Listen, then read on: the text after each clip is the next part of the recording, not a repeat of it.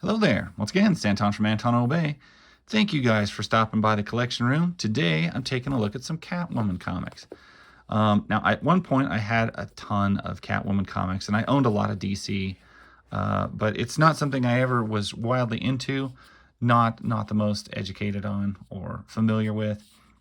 But I do know that this is by far my favorite version of Catwoman. The 1993, the early 90s, purple suit, big hair. That's Catwoman to me. That's what it should be. And these books were, I mean, the art in them is great. And to be able to reacquire a few of these, I just got 1 through 5. I don't need the whole run by any means, but I was looking around. I didn't have like any, and I was like, wow, I missed this series. It seems like a book I should have. And I love the time period. I love the art. And I love this particular character design that they had on Selena Kyle. So, pick these up. Got a pretty good deal on them. Got them from eBay. We got some change in there. Jim Shooter looks scary. Like, look at that guy. Rob Liefeld always looks happy and young. Anyway, this is, in my opinion, like, as far as like Batman universe type stuff, this is the best era. I had a bunch of Batmans from this era too, and the art in them is just stellar. Early to mid 90s Batman was like the covers, everything was good. I loved all of it. And so for Catwoman to get her spin-off at around this time, it just worked. It just looked really good to me. Some of the best era of DC, in my opinion. I'm not a wild DC fan. I do love Supergirl. I do love Legion of Superheroes. But as far as like typical mainstream DC universe, not really my thing. And I'm not really that up to date on a lot of it. Well, I've never been up to date on any of it. I should just say I'm not up to speed on a lot of it. I don't buy any modern comics hardly, and don't have any desire to. I don't really know what DC's doing now. I certainly don't know what Marvel's doing now. And that's fine with me. Wow. Mortal Kombat 1. That's an ad worth just staring at for a second there. Prepare yourself. September 93. Wow. Catwoman issue 2. She'll make them wish they were never born. Let's see here. When she's bad, she's very, very bad. She'll make them wish they were never born. Some people are dumb enough to get in her way. They'll never take her alive. Nobody messes with her friends. That's a weird thing to have. This weird call out at the top of every issue. That's kind of different. Beautiful opening shot there. Yeah, it's just the best uniform. And, you know, I know that's why, like, the McFarlane made a big figure of like, his 7-inch line of this purple suited Catwoman. I cannot find that thing anywhere. That is just not something you're going to see.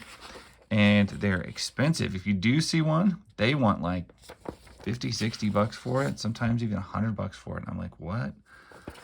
Why didn't you just make more of them? Didn't you know that this was everyone's favorite Catwoman? It's like they didn't know. Like, you're supposed to know. Anyway, this era of DC always has that, especially the, like, Gotham DC. Just that gritty 90s New York type feel. I know it's Gotham, but it feels like New York sometimes. You know, there was definitely a 90s vibe of the big dirty city, and they capture that really well in their books. Catwoman taking money.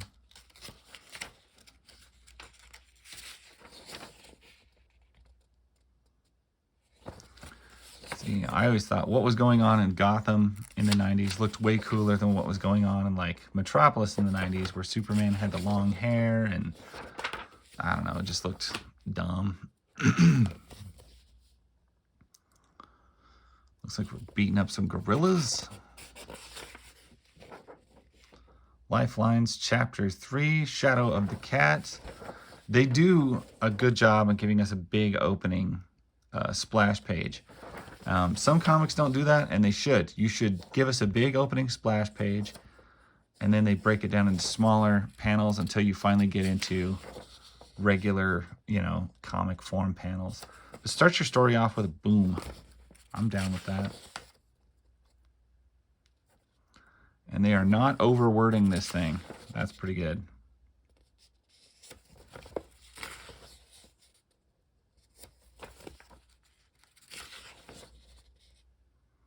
Metalman. So it looks like this stuff takes place after Batman's Nightfall. Selena Kyle. Miami Vice style swimsuits. Yeah, I like this art. I don't know. It just, look at the work on the eyes and the facial shading. It's just good stuff. It's not what I normally see these days. If you look at any modern comic art, I like this older style.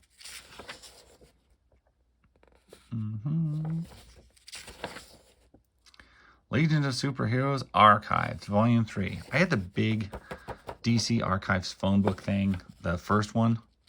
Thoroughly enjoyed that. Man, I wish they were color, but the black and white ones are cheap and a good read.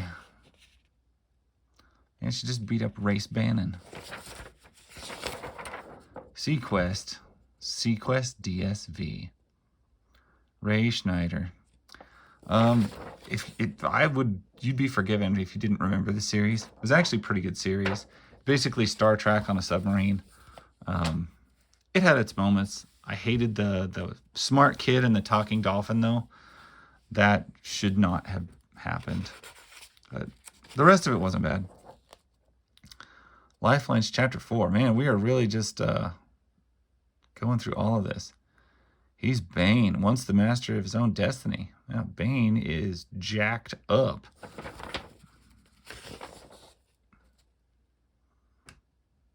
Snapped the Batman's back.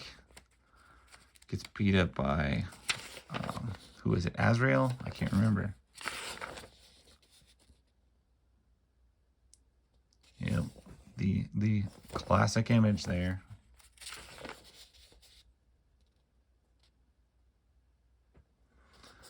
Yep, Catwoman in a big purple suit fighting gorillas in the jungle. And, you know, maybe I love that because I also really like a book called The Jaguar, which features a giant Catwoman in the jungles of Brazil fighting gorilla fighters. There could be a comparison there. And I think that was made by Impact Comics. It's a short series that I think I'll probably cover in depth someday, but just wears her purple catsuit everywhere.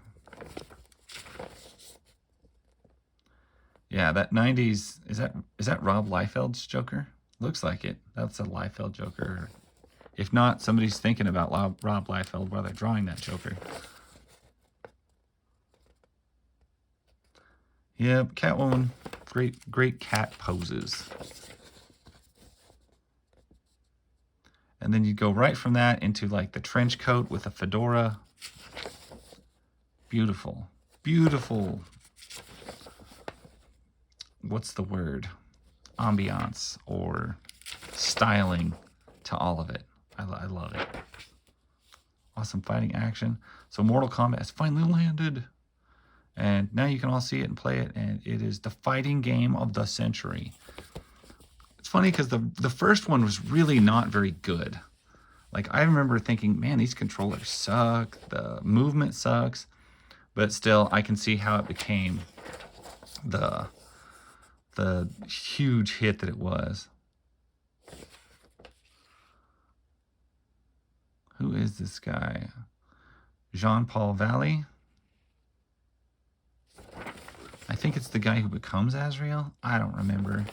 Shoot. I don't know my DC well enough to even speculate. I just remember that Batman was out and he was injured and they got a replacement guy and he ended up being kind of insane.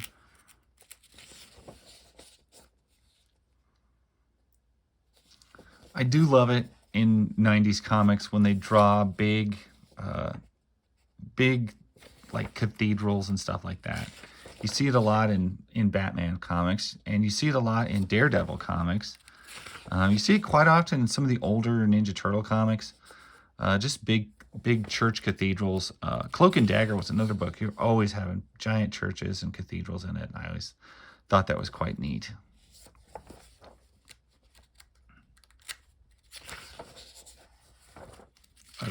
Who would make an ad that you had to flip? Who would flip the book for an ad? I mean, I just did, but I shouldn't have. Like, nobody should.